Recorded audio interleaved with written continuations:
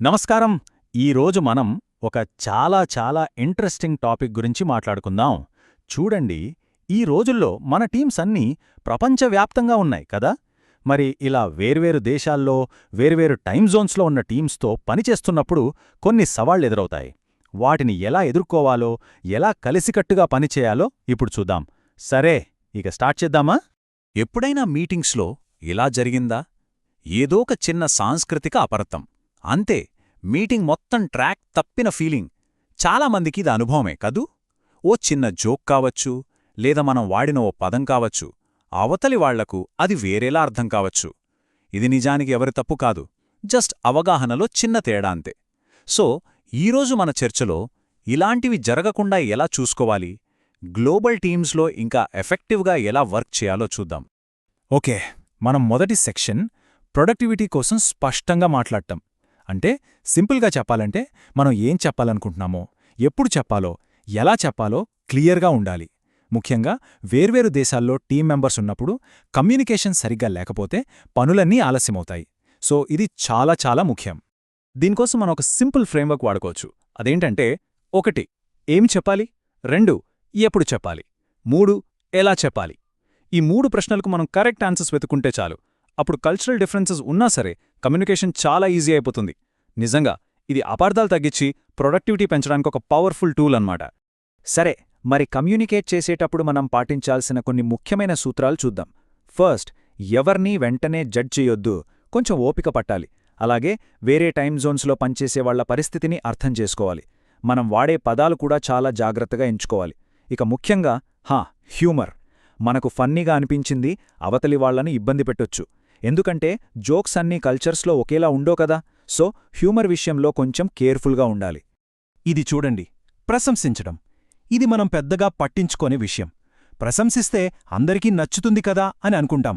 కానీ కొన్ని కల్చర్లో పబ్లిక్గా పొగిడితే వాళ్లకు చాలా ఇబ్బందిగా, అసౌకర్యంగా ఉంటుంది. అదే మరికొన్ని సంస్కృతుల్లో ప్రశంస అనేది పెద్ద మోటివేషన్. అందుకే ఎవరినైనా అప్రిషియేట్ చేసే ముందు వాళ్ల కల్చరల్ బ్యాక్గ్రౌండ్ ఏంటి అని ఒక్క క్షణం ఆలోచిస్తే చాలా మంచిది. సరే, కమ్యూనికేషన్ గురించి చూసాం.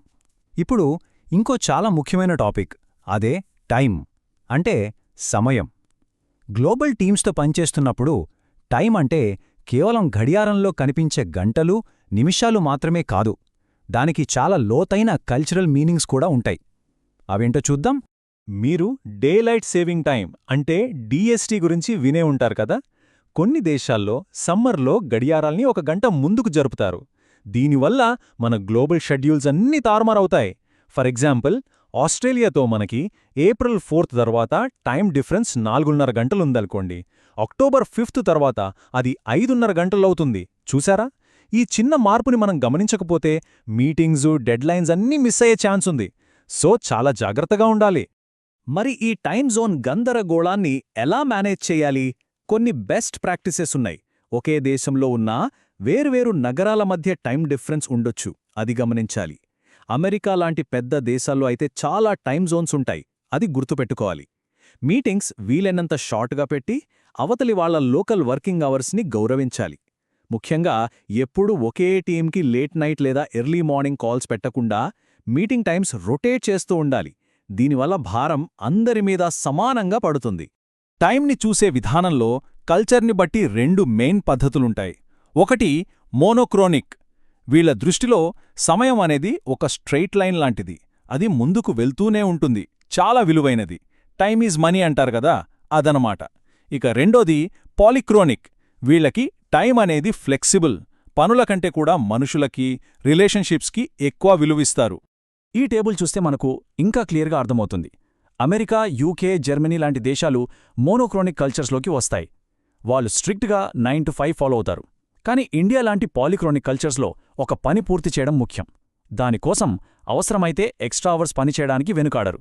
ఈ తేడా మనకు తెలిస్తే ప్రాజెక్ట్ డెడ్లైన్ సెట్ చేసేటప్పుడు, టీమ్ ఎక్స్పెక్టేషన్స్ మేనేజ్ చేసేటప్పుడు చాలా హెల్ప్ అవుతుంది. టైం గురించి చూసాం కదా. ఇప్పుడు ఇంకో ఇంట్రెస్టింగ్ కల్చరల్ డిఫరెన్స్ గురించి మాట్లాడుకుందాం. అదేంటంటే వర్క్ కల్చర్స్. అంటే పని పట్ల మనకున్న వైఖరి, మన కమిట్మెంట్, ఇది కూడా దేశాన్ని బట్టి చాలా మారిపోతుంది. ఇక్కడ కూడా 2 రకాలున్నాయి. ఒకటి ఇండివిడ్యువలిస్టిక్.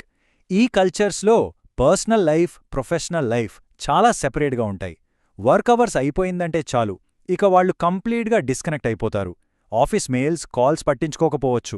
దీనికి క్వైట్ ఆపోజిట్ కలెక్టివిస్ట్. ఇక్కడ ఒక పని ఒప్పుకున్నారంటే అది పూర్తి చేయడం ఒక బాధ్యతగా ఫీలవుతారు. దానికోసం వర్కింగ్ అవర్స్ దాటినా పనిచేయడానికి రెడీగా ఉంటారు. పని పూర్తి చేయడమే వాళ్ల ఫస్ట్ ప్రయారిటీ. ఈ టేబుల్లో ఎగ్జాంపుల్స్ చూడండి. వెస్టర్న్ కంట్రీస్ ఎక్కువగా ఇండివిజువలిస్టిక్ స్టైల్లో ఉంటాయి. అదే ఇండియా, అరబ్ దేశాలు, లాటిన్ అమెరికన్ దేశాలు ఇక్కడ కలెక్టివిస్ట్ వర్క్ కల్చర్ ఎక్కువ. సో మన టీంలో ఎవరెవరు ఏ కల్చర్కి చెందినవాళ్ళో మనకొక ఐడియా ఉంటే వాళ్ల వర్కింగ్ స్టైల్ని అర్థం చేసుకోవడం, అందరితో కలిసి పనిచేయడం చాలా తేలికవుతుంది. సరే, ఇప్పటిదాకా మనం చాలా విషయాలు చర్చించుకున్నాం కదా. ఇప్పుడు వాటన్నిటినీ కలిపి ఒక గ్లోబల్ టీంలో సక్సెస్ అవ్వడానికి మనకు కావాల్సిన కీ టేకవేస్ ఏంటో ఒకసారి చూద్దాం. గ్లోబల్ టీంలో సక్సెస్ అవ్వాలంటే ఈ 4 పిల్లర్స్ బేస్ లాంటివి. గుర్తుపెట్టుకోండి. మొదటిది సానుభూతితో కమ్యూనికేట్ చేయడం. మనం వాడే మాటలు, జోక్సు, ప్రశంసల విషయంలో కేర్ఫుల్గా ఉండాలి. రెండోది టైంని సరిగ్గా మేనేజ్ చేయడం. Time Jones, DST, meeting rotations ఇవన్నీ చూసుకోవాలి. మూడోది టైం వెనుకున్న కల్చర్ని అర్థం చేసుకోవడం. అంటే మోనోక్రోనికా, పాలిక్రోనికా అనేది గుర్తించడం. ఇక నాలుగోది ఫైనల్గా పని, జీవితం పట్ల వేర్వేరు అభిప్రాయాలను గౌరవించడం. ఈ 4 విషయాలు గుర్తుపెట్టుకుంటే చాలు. దీంతో మనం చివరికి వచ్చేశాం. ఇప్పుడు ఒక ప్రశ్నతో ముగిద్దాం. మన పనిచేసే విధానం రోజురోజుకి గ్లోబల్ అవుతోంది. మరి ఇలాంటి టైంలో కేవలం మన స్కిల్స్ ఉంటే సరిపోతుందా? లేక వేరే కల్చర్స్ని అర్థం చేసుకోవటమే మన ప్రొడక్టివిటీకి అస్సలైన కీ అవుతుందా? టెక్నాలజీ మనల్ని దగ్గర చేస్తోంది నిజమే, కానీ మన మధ్య ఉన్న సాంస్కృతిక అడ్డుగోడల్ని దాటాలంటే ఒకరినొకరు అర్థం చేసుకోవటమే మార్గం. బహుశా ఫ్యూచర్లో ఇదే అతిపెద్ద స్కిల్ కాబోతుందేమో. దీని గురించి ఆలోచించండి. మళ్ళీ కలుద్దాం.